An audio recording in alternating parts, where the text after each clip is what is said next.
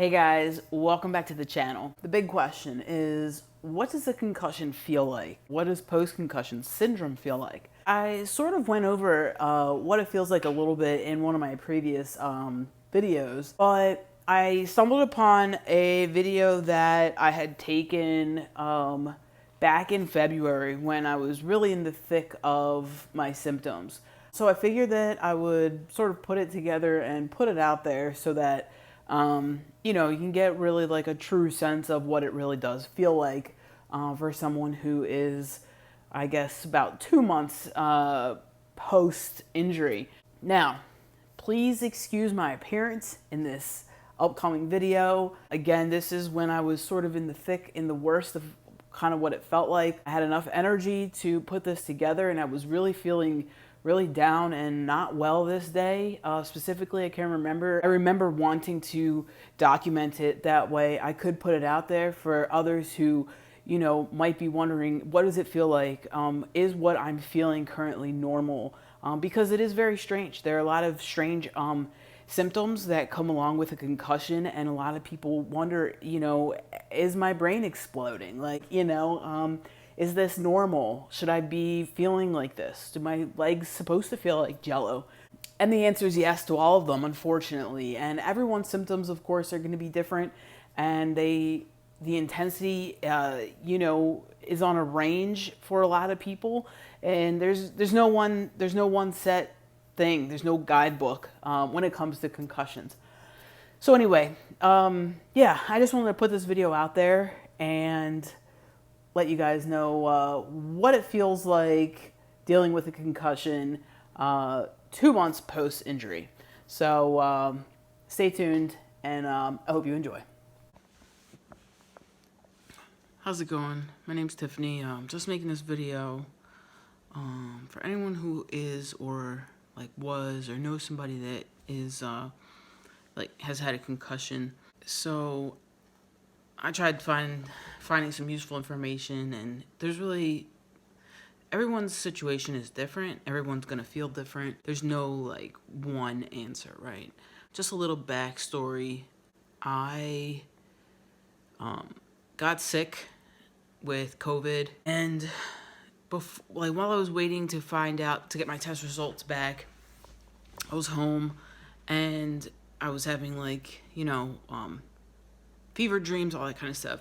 So the one day I went to take a shower, and I guess as a result of being sick, while I was in the shower, I was having a hard time breathing, and I saw that I was blacking out, and I was about to pass out. So I tried to brace myself, and I ended up falling in the shower, and that's not what caused the concussion. I actually managed to get myself out of the shower and then passed out a second time. And when I passed out the second time, I hit the back of my head, went through a wall. The wall was tile and sheetrock. So went through, broke 4 of the tiles on the side of the bathtub, and gashed my head open here in the back. Ended up getting a couple of staples. So it wasn't anything too serious. The issue was that I was sick with COVID and a concussion simultaneously. Those symptoms tend to overlap each other. Dizziness, fatigue, headache, just lack of concentration. So it didn't really, and because I was quarantined with COVID, I was just sort of in a bedroom in our house, resting, staying away from everyone else. So I was basically just in a bed for 2 weeks. So I wasn't really walking around much. And then I started noticing towards the beginning of the second week, so probably about 7 or 8 days post me hitting my head, I started noticing that I was getting dizzy. I was having a hard time standing up, catching my breath, and I thought that it was just sort of related to me having COVID and not feeling well and just not moving around that much, and perhaps I wasn't able to breathe, or I was having some sort of pneumonia symptoms or something like that, which didn't end up being the case. Once I was, over having COVID and tested negative again, I was still having these really extremely bad headaches. And, because I had suffered a head injury, my work wouldn't allow me to go back to work until I was cleared by a doctor. And it wasn't until then that the doctor said that I was most likely experiencing what's called as post-concussion syndrome. So post-concussion syndrome is when you are having concussion symptoms longer than the normal, duration of time. So, but it could also take like 7 days, 7 to 10 days, I believe, before you start like developing concussion symptoms. So I made an appointment with a neurologist because my primary care doctor wanted me to be checked by a neurologist first before I returned to work. The neurologist kept me out of work for a month. And I was like, a month? That's ridiculous. Like, I was thinking I'd be back to work in 3 days. So like the rest of that week, I was okay. I was having some issues when I would go into like bigger stores. The lights, the sounds, just overall sensory problems. It was just too much for me to take in. The pitches of some people's voices would pierce my ears, or like plates clanging together still are a little bit of a sensitivity for me.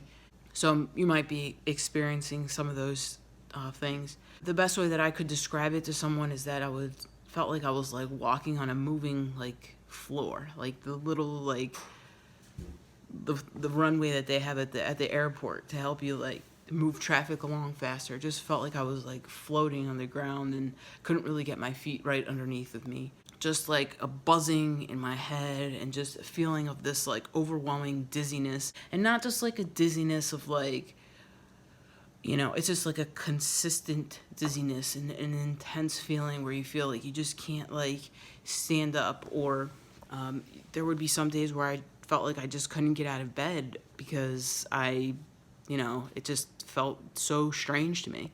So I was out for that month, and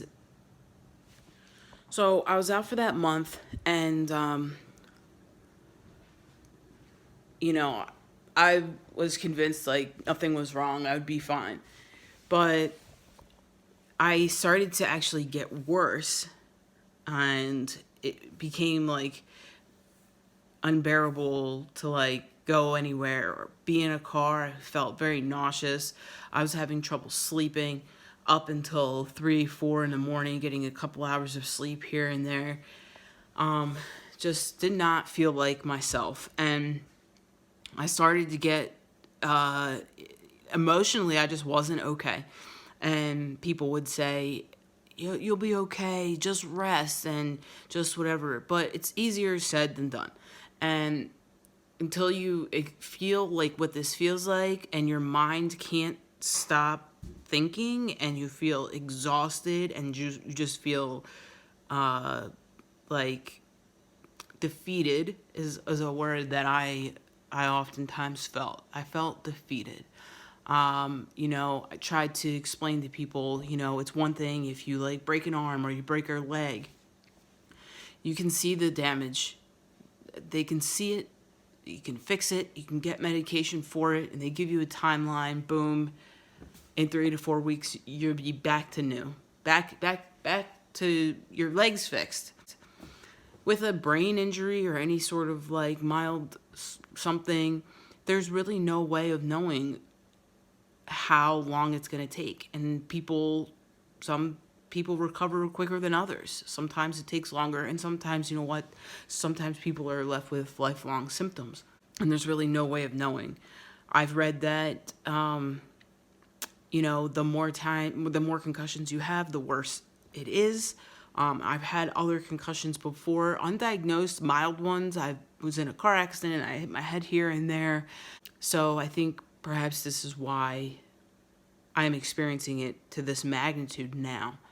I've also read that females have post-concussion syndrome more times than males are affected anyway. And if you have a history of migraines or headaches, you are at a high risk of having post-concussion syndrome. Just know that you're not alone. There are other people who are feeling this way, and I know that it's hard to sort of verbalize and explain the way that you feel, especially if someone else hasn't felt it before. It's hard to relate. But, you know, I've got these, like, dark circles under my eyes now and just a buzzing feeling in my head. You know, the dizziness is still there. I haven't driven my car in 2 months. I haven't been to work for 2 months. The doctor kept me out again after my last follow-up for an additional 4 weeks. Put me on some medication to help regulate my emotions and to help me sleep a little bit better. I had to up the dose because even the first dose wasn't helping. You know, it helped for a little bit. But if you are put on those medications, just be prepared to sleep very late. I'm sleeping until, like, you know, 11:30, 12 in the afternoon. And, you know, it's just hard, especially when you are going about your daily routine and your daily life and you're moving around, and then all of a sudden everything comes to a screeching halt and you're just expected to kind of just sit around and wait it out, and you don't want to think about it, but your mind and your brain are sort of fighting against each other, and that's the hardest thing. So just here to let you know that you're not alone. Post-concussion syndrome, I never knew. Do some homework. Try not to read too much. You get yourself wrapped up in it. But do the best that you can. Hang in there. It will get better eventually. And if it doesn't get better all the way, it will at least get better than what it is right now. So that's it for now. Anyway, hope that helped. And if I can answer any questions, just leave a comment. Thanks. All right, guys, so there you have it. That was the little documentation of me, February 3rd of this year. It is now August the 24th. So yeah, that was me 2 months and 2 days post my injury. And that's what it felt like. That's what I was going through. That's what I looked like. Unfortunately, my hair's a mess. My thought process was very much slower than it is today. You could sort of catch me sort of trying to piece the puzzle together. I still have a little bit of an issue doing that to this day, but it has gotten a lot better since then. The bags and the darkness under my eyes is still there a little bit. It has gotten a little bit better. I'm able to get some sleep now, thankfully. So yeah, hopefully you enjoyed that. Hopefully it was helpful. Like I mentioned in the clip there, if you do have any questions or comments, definitely don't hesitate to ask. Comment down below, and if there's anything I can do to help, just let me know. As always, thanks for watching, and I will see you next time. Bye.